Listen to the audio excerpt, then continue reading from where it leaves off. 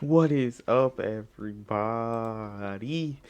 Um, Back with another videos today, bro. And today we're gonna react into the Lakers are always the luckiest team in the playoffs. Your take, not mine, about hoops reference.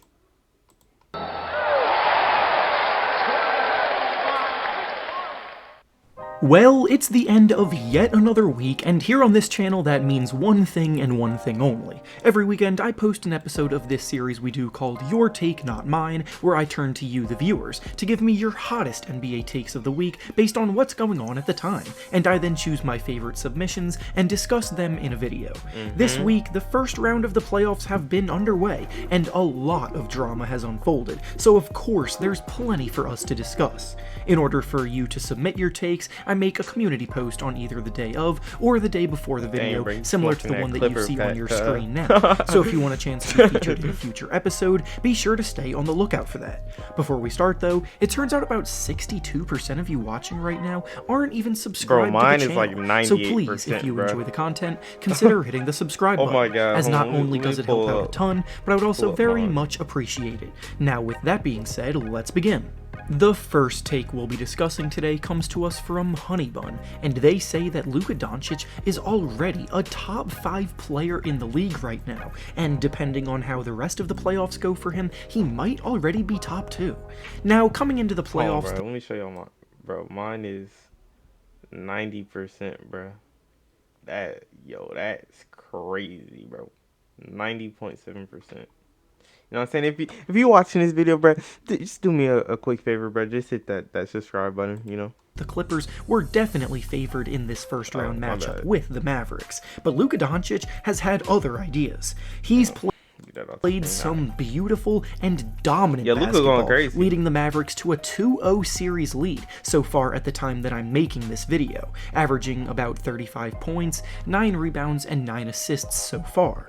No matter who the Clippers have put on Luka to defend him, he's exploited all of the matchups. He's looking more confident than ever, and based on how he's trashed Luka going crazy, but that's not a championship team, bro. talking during the games, he looks ready to prove everyone wrong about the Mavericks' chances.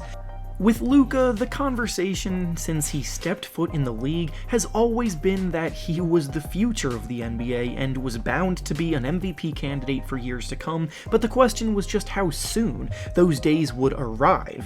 Well, I'll be honest here, those days very well might be arriving right in front of our very eyes right now, and the claim that he's a top 5 player right now really isn't all that far-fetched. Obviously, the postseason tends to be what shapes player rankings after the season concludes, so we will have to wait for things to play out fully, but Luka is definitely creeping up to that tier already. There are still players like LeBron James, Nikola Jokic, Joel Embiid, Kevin Durant, James Harden, Giannis Antetokounmpo, Steph Curry, and more that will also be in that conversation for top 5. But Luka is just as deserving of a candidate as all of those guys that I named right now.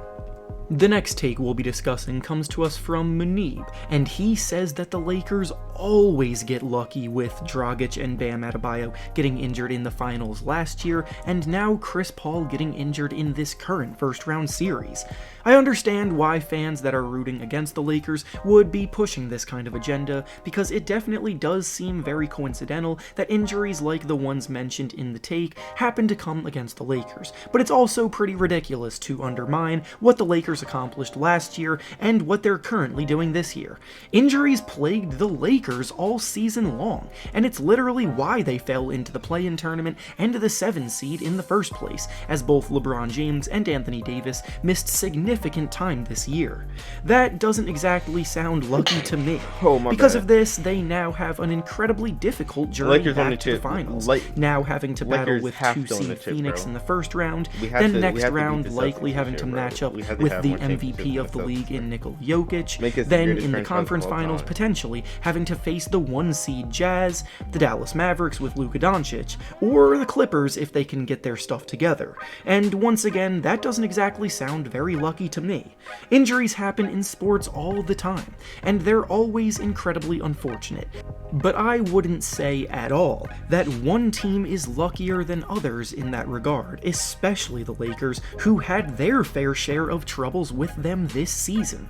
I wish Chris Paul was fully healthy to make this series much more interesting and competitive, but it's not the Lakers' fault that he isn't. The next take we'll be discussing comes to us from someone who is clearly a Trailblazers fan, and they say that if the Blazers end up losing in the first round series against the Nuggets they're currently playing right now, they need to explore trading CJ McCollum and firing Terry Stotts. The saying goes that the definition of insanity is doing the same thing over and over again, expecting different results, and that phrase definitely applies to what has been happening in Portland for quite some time now. In the Damian Lillard era, they have consistently been a team in the tier below legitimate championship contender, and there haven't been many major moves by the organization to try and elevate them from there. They did trade for Norman Powell this season at the trade deadline, but many view it as more of a lateral move, with him and Gary Trent Jr., who they traded for him, being very similar players production-wise. The team has to try to make a push at some point while Damian Lillard is still in his prime, and unfortunately, McCollum may have to be the piece that gets moved. I know the chemistry between him and Lillard has always been very strong, he's a fan favorite, and moving on from guys like that is always difficult, but I just don't see any other realistic path to taking that next step without drastic change. And finally, the last take we'll be discussing today comes to us from Raheem, and he says that the East actually have more championship contenders than the West this year. This is certainly a hot take because for quite a long time, the West has typically been the stronger of the two conferences top to bottom, so you would think that there are more teams capable of going all the way in the West. The East this year have three very dangerous teams that sit a tier above the rest of the conference, with the Philadelphia 76ers, Brooklyn Nets, and Milwaukee Bucks, all playing outstanding basketball right now, and those three will in all likelihood be the teams battling it out for a chance to go to the finals. The Philadelphia 76ers are comfortably handling the Wizards so far, the Brooklyn Nets are comfortably handling the Celtics so far. I feel so bad for Westbrook, bro. Like, he had a chance, bro. He had a chance with Thunder, the Thunder, bro. He had KD, James Harden, and Ibaka. Then they traded them away. And then they had KD, I mean not KD, Russell, Paul George, and Melo, still couldn't win. Then he went to Houston, it wasn't it.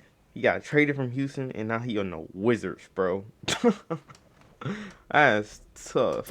And maybe most surprising of all is that the Bucks are comfortably handling the Miami Heat so far with a 3-0 series lead after getting swept by them last year.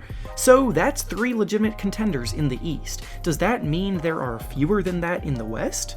Well, I think the Lakers are clearly contenders despite being the 7 seed because they are the defending champs and they're also back to full strength now, so there's one. The Jazz, being the 1 seed, I definitely believe also fall into this category, despite currently being tied with the Grizzlies in their series at the moment, as Donovan Mitchell is back for them now. Then after those two, it gets tough to identify legit contenders. The Clippers were seen as such before the playoffs started, but now they look like a mess for a second year in a row. The Suns without Chris Paul at full strength probably aren't in that category either. The Nuggets are still very formidable, but without Jamal Murray, it's tough to put them in the contender tier. Then the Mavericks are a very bright young team, but they're also quite inexperienced, and I'm not sure you can buy into them winning the whole thing right now either. Crazy enough, this take does hold some weight, but obviously we'll just have to wait and see how things play out. And with that being said, that's all I have for you today. Make sure to like the video, subscribe to the channel, and comment down below what you think about the takes discussed. Thanks for watching, and I'll see you all next time. Hey, but that's gonna be the end of the video, but like, comment, and subscribe, and we out.